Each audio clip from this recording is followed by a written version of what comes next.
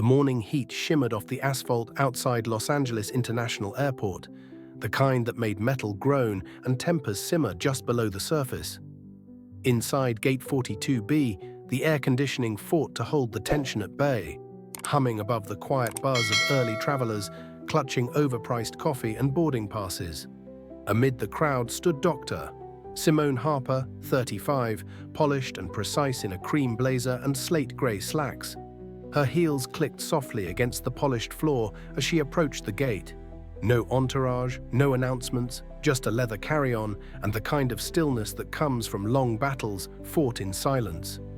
She didn't need to prove she belonged in first class. Her resume did that.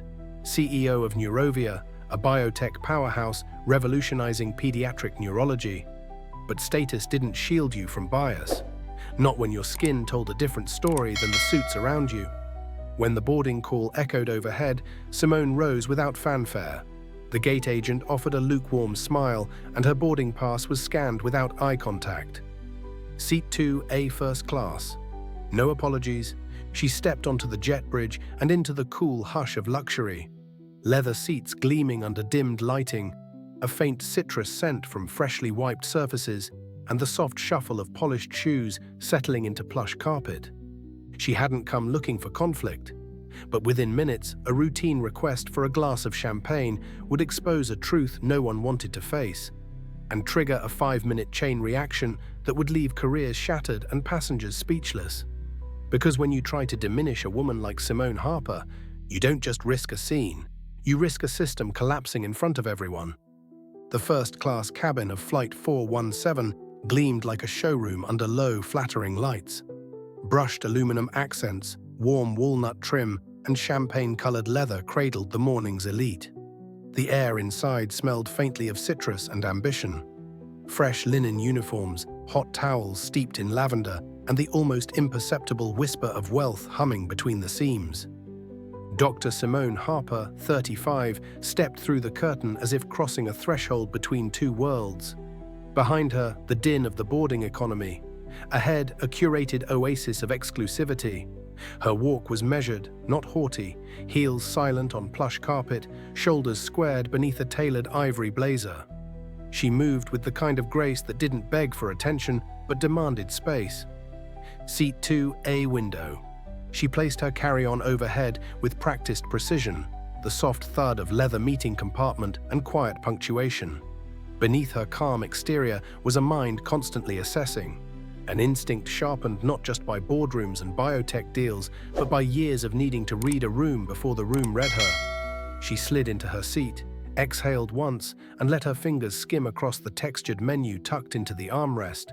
Artisan entrees, single-origin wines, handcrafted cocktails. But it was the champagne she pictured. Cool, effervescent, served with ceremony, not indulgence, ritual. Across the aisle, a man in a fleece vest and allbirds scrolled through stock tickers on his phone, earbuds in, gaze indifferent. Beside him, a woman powdered her nose using her phone screen, too consumed with her own reflection to notice the woman beside her had quietly rewritten the rules of an entire medical industry. But the flight crew noticed. They always did. The moment Simone looked up, Lisa Vaughan was already there. Late 40s, platinum bob, posture military perfect. Her smile didn't reach her eyes. "Would you like orange juice or water to start?" she asked, as if reciting from a teleprompter. Simone's reply was easy, controlled. "Champagne, please." A beat. Lisa's eyes flicked down, then back up. Not on the menu, not at the ticket stub. At Simone. "I'm sorry," she said, syrup sweet. "Champagne is reserved for our first-class passengers." The words landed like a slap wrapped in silk. Simone didn't flinch. She'd heard that exact tone before, from hotel clerks, from gallery hosts, from men who mistook her silence for submission. Her lips parted, but instead of snapping back, she reached calmly into her seat pocket, retrieved her ticket, and handed it over with the poise of a queen presenting a decree. Lisa took it, scanned it, hesitated just long enough, then smiled. "Ah, my mistake." But she didn't pour the drink. She turned and walked away, leaving a gust of perfume and the stinging scent of dismissal. Simone sat still, but her hands tensed against the armrests. Years of degrees, late nights in labs, closed-door negotiations, panels, patents, press features, all of it dismissed by one sentence. One smirk. Across the aisle, a man with a Rolex chuckled under his breath.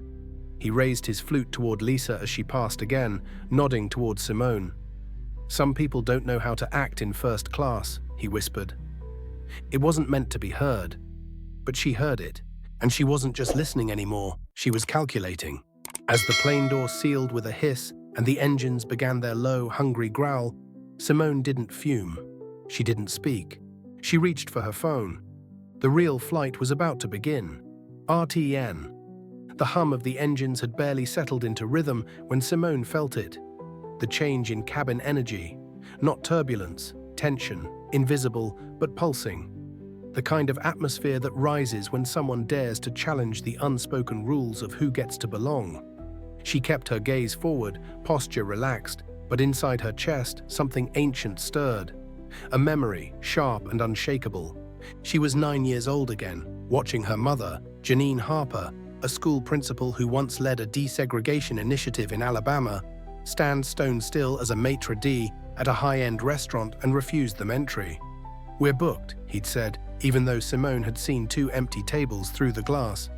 Her mother had smiled. Booked for who? No one had answered. Now, on this plane, decades later, the same silence echoed louder than any announcement over the intercom. Lisa returned to the cabin with a tray of flutes. Gold bubbles danced inside crystal glasses. She moved down the aisle, her heels clicking softly, her smile curated for comfort, but only for certain faces. Simone's row was bypassed entirely, as if she were part of the wall. A man in seat 2B, wearing a Patagonia vest and chewing spearmint gum, winked at Lisa as she served him. "Thanks, sweetheart," he murmured.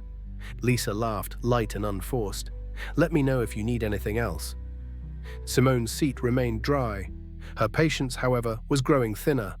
Mark appeared next. Younger, nervous energy crackling around him like static. He glanced at Simone, then at Lisa, then back again. His voice dipped into a whisper that carried just enough to sting. "She looks like she's about to file a complaint." Lisa barely suppressed a smirk. People like her always do. Simone blinked slowly. She heard it. People like her. Not just a jab, a classification, a box. One she was shoved into every time someone questioned her presence, her worth, her right to occupy space. She tapped her thumb lightly against the armrest, a rhythm she learned to control her breathing back in med school during 48-hour rotations. Keep the rhythm. Keep your power. Don't let them shrink you. But it wasn't just about a glass of champagne anymore. It hadn't been for 10 minutes. It was about every moment she'd been asked if she was lost in her own office building. Every conference where her ideas had been repeated, louder, by a man and suddenly taken seriously. Every charity gala where she'd been mistaken for staff. And deeper still, it was about her grandmother, Lillian, who'd once ironed white families' linens during the Jim Crow era, only to tell Simone years later, "I couldn't raise hell then, baby. But you raise it with a smile." Her phone buzzed faintly in her hand. A text from her chief operating officer. "Safe flight? Want me to prepare the media team for Monday's CNN taping?" She didn't reply. Instead, she opened her contacts, scrolled to the number labeled Global Air, Internal Affairs. A voice behind her snorted. The man with the Rolex had been watching her. "You know it's not that big a deal," he muttered, voice oily with condescension. "Nobody owes you champagne." Simone turned her head, slowly. "I didn't ask for a favor," she said, voice calm as carved glass. "I paid for a standard." The man shrugged. "Still, people overreact these days." Her eyes held his, steady, quiet. "You're right," she said. "Some people do." Then she turned back to the window, her reflection faint in the glass. But something had shifted. This wasn't about vengeance, it was about corrections. And this time, the storm wasn't on the radar. It was sitting in seat 2A, composed, calculating, and ready. The glass surface of Simone's phone reflected a sliver of overhead light, catching just enough to shimmer like a blade. She tapped once, then again. No dramatic gestures, no flaring tone, just intention sharpened to precision. She scrolled through her contacts with the same focus she used to analyze clinical trials: swift, silent, surgical. Her finger hovered briefly before selecting a number marked in clean, professional font. Global Air, Executive Liaison. The ringtone was short, crisp, like footsteps on marble. Then a voice, male, controlled. Executive Liaison, Robert speaking. Simone's tone was velvet over steel. Hello, this is Dr. Simone Harper. I'm currently aboard Flight 417 to Atlanta, seated in 2A. I'm experiencing a service concern that may warrant immediate escalation. There was a pause on the line, not confusion, recognition. Yes, Dr. Harper, I'm aware of who you are. I'll notify Senior Ops now. Please hold. She didn't need to speak again. From the aisle across, the businessman with the Rolex had gone quiet, his posture shifting subtly, legs uncrossing, fingers stilling. He wasn't sure what just happened, but the atmosphere in the cabin thickened like fog just before lightning strikes. Lisa, further up the cabin, stole a glance towards Simone. Her smile slipped for a second, then returned, too forced, too wide. She leaned into the galley, whispering something to Mark. He turned to peek over his shoulder, then dropped his eyes immediately. The power dynamic in first class was shifting. Passengers began sensing it. Not overtly, but in the energy, how the tension stopped being hers to carry and started spreading outward. Simone placed her phone gently on the tray table. She folded her hands. Nothing about her posture changed. She didn't look victorious. She looked focused.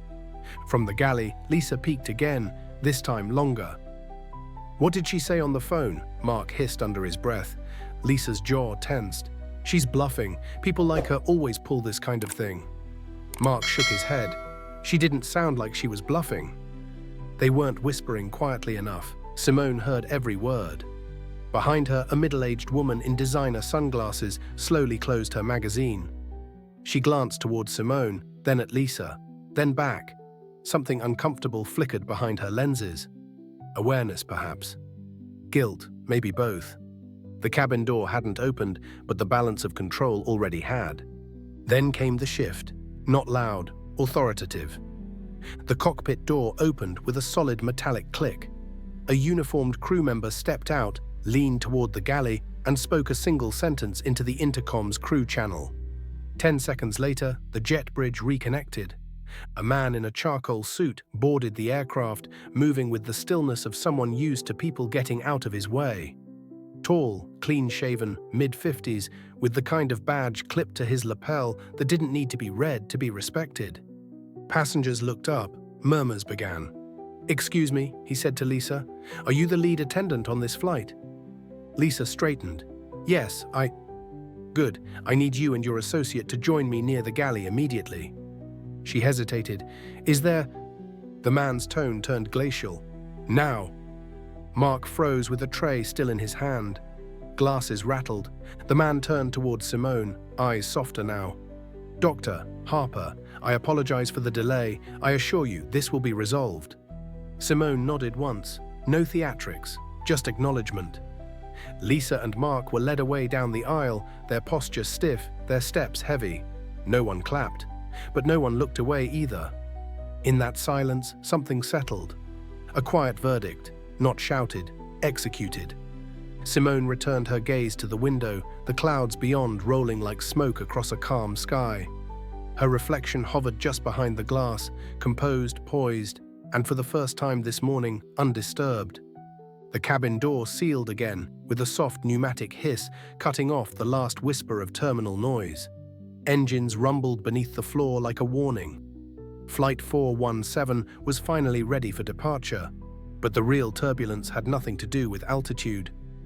Lisa and Mark were gone. The moment they vanished into the rear galley with the senior operations manager, the atmosphere in first class shifted, subtle at first, like a sudden drop in cabin pressure. The aisle cleared. The usual pre-takeoff choreography, seatbelt checks, light banter, gentle smiles, felt fractured. The remaining crew members moved as if navigating a minefield, their steps too precise, their voices clipped at the edges. No one wanted to be the next mistake. Simone sat motionless in seat 2A, her hands folded neatly over her lap. Outwardly calm, but inside her senses were sharper than ever. Every glance, every breath, every recalibration of those around her, she caught it all. Across the aisle, the businessman who had previously mocked her avoided eye contact. He stirred his drink, the clink of ice unusually loud. Behind him, a woman in a beige cashmere wrap leaned forward, as if preparing to speak, but quickly thought better of it. They weren't just watching her now. They were reassessing her, recalculating the threat she posed, not by volume, but by consequence. In the galley, hushed voices bled through the curtain. Words like disciplinary, incident, and termination floated in and out of reach. Someone dropped a tray. No one laughed. Then came a knock, firm, deliberate, on the cockpit door. A steward opened it just wide enough to pass a message to the captain. A beat later, the captain's voice echoed through the speaker system. "Ladies and gentlemen, we apologize for the slight delay. We'll be pushing back shortly after resolving a crew matter. Thank you for your patience." The word matter hung in the air like smoke. The new flight lead, a young black woman named Ariana, stepped into the cabin. Her hands trembled slightly, but her shoulders were squared, her expression composed. She approached Simone's seat with care. "Dr. Harper," she said quietly, "can I offer you something while we finish pre-flight prep? Champagne, sparkling water." Simone regarded her with a calm that concealed the storm she'd already weathered. "Champagne, please." Ariana nodded, disappearing with purpose. Within moments, she returned with a single crystal flute. The champagne sparkled like gold caught in sunlight. She placed it on Simone's tray table with reverence, as though it were a peace offering, or a crown.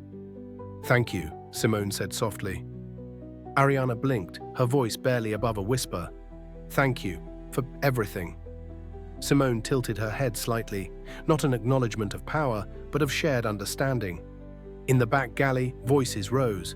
Lisa's voice, strained, desperate. "It was just a misunderstanding," she snapped.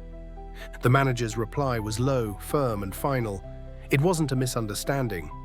It was a pattern. Then silence. A few rows back, a passenger muttered, "Damn." And just like that, the storm broke. Not in chaos, but in a shift of gravity. Simone sipped her champagne. The bubbles fizzed quietly on her tongue. She didn't smile. She didn't gloat. She simply leaned back and watched the clouds begin to gather beyond the window. Cool, composed, untouchable. Because real storms don't need thunder to leave a trail.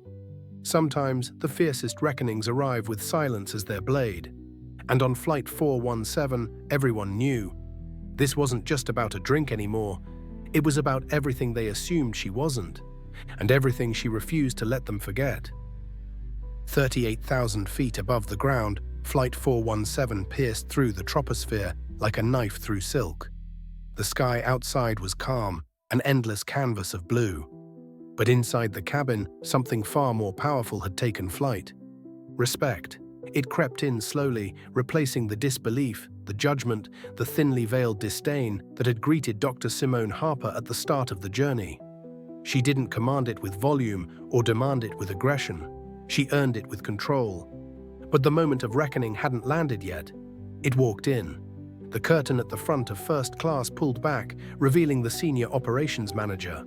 He was no longer flanked by Lisa and Mark. His stride was slower now, heavier, as if weighed down by what had just unfolded in the galley. In his hand, a silver folder, slim, formal. "Dr. Harper," he said quietly. "May I?" Simone gestured toward the empty seat beside her. He sat, the hum of the engine filling the space between them. "I want to personally apologize," he said, voice even, "for the disrespect you endured, and for the fact that it took escalation for us to respond." He placed the folder on the tray table between them and opened it. Inside, a printed letter of apology, documentation of Lisa and Mark's suspension pending termination, and a breakdown of the internal failings that led to the incident. "We've also initiated an immediate review of crew training procedures, starting with this flight crew. Every staff member on this route will undergo bias intervention protocols, beginning tomorrow." Simone said nothing. Instead, she looked past him, through the aisle where passengers were now blatantly eavesdropping, through the veil of performative empathy that often followed public embarrassment. "You're taking steps," she said at last, her voice low, her eyes sharp.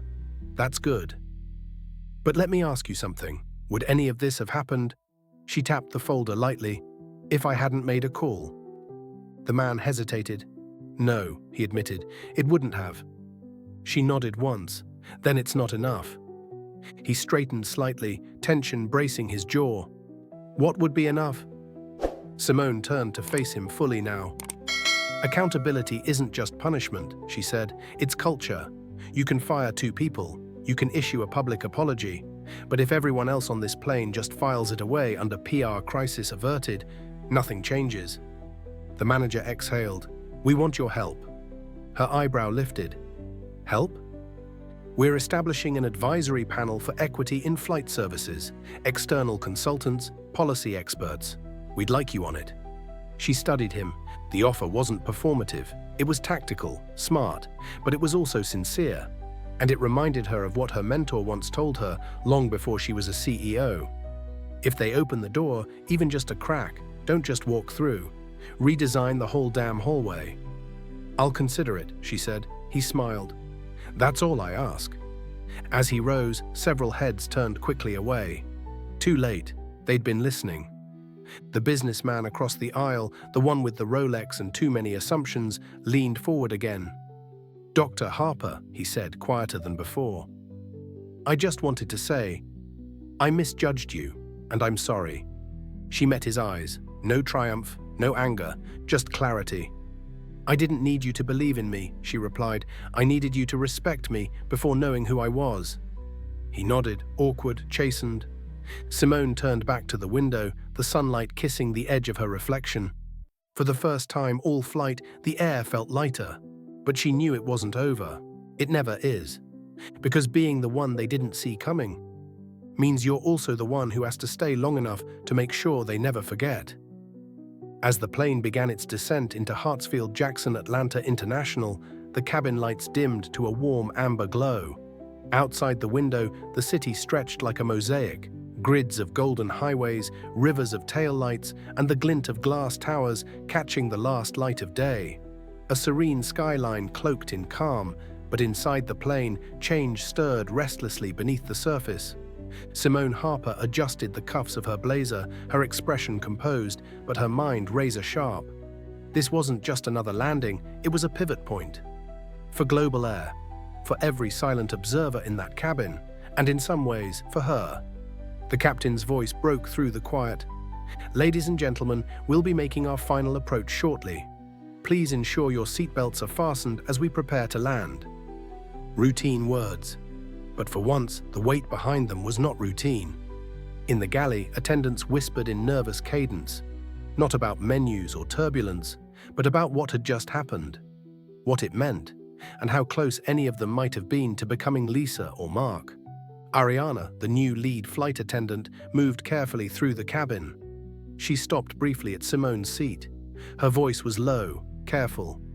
"Dr. Harper, I know you probably get this a lot, but what you did back there, it mattered." Simone gave a soft nod. "It's not about me. It's about the fact that it had to happen at all." Ariana hesitated, then said quietly, "I'm rethinking a lot of things. About how I've stayed silent when I shouldn't have." Simone studied her, young, sincere, shaken, the kind of person who might still change course if given the right wind. "Then speak next time," Simone said, "even if your voice shakes." The plane touched down with a smooth, confident skid, the wheels screaming briefly before silence reclaimed the cabin. The moment the aircraft slowed to a crawl, the captain's voice returned, but this time more personal. "I'd like to thank all passengers for their patience today, particularly Dr. Simone Harper, whose grace under pressure reminds us all of the standards we aim to uphold." The message hung in the air like a closing statement in a courtroom. No one clapped, but everyone heard it. As the plane taxied to the gate, Simone reached for her carry-on. Her movements were unhurried, precise, just like the woman herself. Passengers behind her stole glances, some with curiosity, some with newfound respect, a few with shame. One woman leaned forward from row 4, elegant, mid-50s, her tone hesitant. "I just wanted to say thank you. You handled it with such dignity. I wouldn't have known how." Simone turned slightly. "Most people wouldn't," she said, not unkindly, "because most people don't have to." The woman lowered her eyes. "I will now." When the seatbelt sign turned off, passengers stood slowly, but no one rushed to get off. They waited. For her, letting her pass first. Not out of fear, but acknowledgement. As Simone stepped onto the jet bridge, she was met by Daniel Carter, the senior operations manager. He didn't offer a handshake, he offered a letter. "We're finalizing a formal review board," he said, "and your seat is already reserved." Simone took the envelope without breaking stride. "I'll let you know." Daniel nodded. "The crew will be notified tonight. Lisa and Mark's records are under full investigation, and training begins Monday. Non-optional." Simone didn't smile, but there was a flicker of approval in her gaze. As she walked through the terminal, heels clicking against polished tile, travelers passed without a second glance. No one knew who she was. And yet, everything had changed. Not because of a confrontation, but because of a correction. And the quiet, deliberate decision of one woman who refused to let another system bury her in silence. The airport terminal buzzed behind her, families reuniting, wheels of suitcases echoing across tile, flight numbers flashing overhead in digital rhythm. But for Dr. Simone Harper, the noise faded into background static. Her world had narrowed to the words in the envelope she now held in her hands, and the quiet knowledge of what had just been set in motion. She didn't need the letter to confirm it. Change had started the moment she chose to respond, not with fury, but with clarity. Outside, Atlanta's sun dipped lower in the sky, casting long shadows through the terminal glass. Simone paused at a window, her reflection blurred against the streaks of sunlight and clouds. She reached for her phone, not to scroll, not to respond to messages, but to call the one person who always understood the weight of these moments. "Grandma," she said as the call connected, her voice softening. A familiar voice crackled through. "Hey baby, are you safe?" "I did. But," she exhaled, "there was an incident." Her grandmother didn't ask for details, she didn't have to. Instead, she said what she always said. "Did you speak with your back straight?" Simone smiled gently. "Always." There was a pause. Then came the wisdom that had shaped her since childhood. "People forget titles, baby, but they remember how you made them confront who they really are." Simone stared out at the tarmac, where another jet lifted into the clouds, weightless, unburdened, free. That was what she wanted, not for herself, but for the next woman, the next quiet passenger, the next person who wouldn't have the credentials or the platform to push back. Because this wasn't just about champagne. It never was. It was about how systems disguise disrespect in formality. How bias doesn't always arrive in shouts, but in tones, in timing, in who gets served first and who gets asked if they even belong. And most of all, it was about the power of restraint. Simone could have demanded, she could have made a scene, but instead she wielded something more enduring, composure backed by conviction. She didn't need applause, she needed accountability. Not noise, but impact. As she ended the call, she slipped the letter back into her portfolio. She didn't know if the airline would follow through in the long run. Promises were easy, culture change was hard, but the ripples had already begun. Because sometimes the greatest power isn't in confronting the system with fists raised, but in making it impossible to ignore you without raising your voice. Simone walked forward, shoulders steady, stride unshaken, and as the airport lights flickered on, one truth followed her like a shadow stretching into the future. Power isn't proven by who you impress. It's revealed by who you choose to hold accountable, quietly, fiercely, and without apology. If you felt that ripple, if Dr. Simone Harper's quiet strength stirred something in you, then don't let it stop here. Because every time we choose dignity over rage, purpose over performance, and courage over comfort, we help rewrite the rules for those who come next. This wasn't just a flight, it was a mirror, and a warning, and a spark. If you've ever been overlooked, doubted, or dismissed, you're not alone. But remember, silence isn't the absence of power.